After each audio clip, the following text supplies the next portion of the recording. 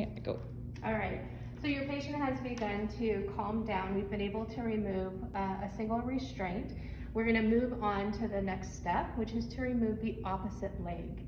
So in this situation, this limb has been removed. This is the second limb that's gonna come out, which means this is the limb that's going to stay in along with the opposite arm.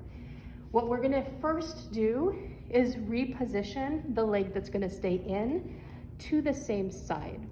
And that way, the patient is going to be restrained across the body. If we were to not reposition this leg first, then the patient would have the restraint attached to that side of the bed and then would be able to flip or roll off the bed.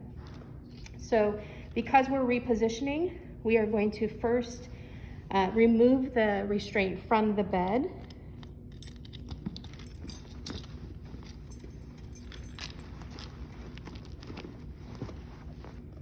That's the removal one. Yes. Yes. And I think it's important to call out too that you're not doing this alone. In this case, you'd have multiple people containing limbs because we want to make sure that at any time there is a free restraint, that the limb is also being contained while the person who's handling the restraint is free to just focus on handling the restraint. So this is the limb, again, sort of peer check, that we're going to keep in opposite of the restraint that's going to stay in on the upper. So we're going to bring the leg that's going to stay in to the edge of the bed.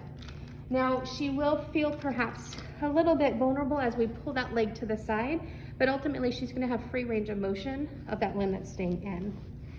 This one will get attached.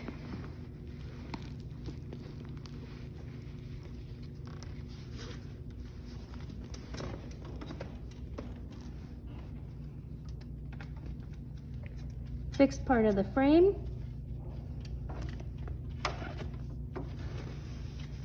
Coming up, avoiding anything that moves or is fragile, sliding that along the bottom of the buckle and securing. And then we're prepared to release that second side. Oh.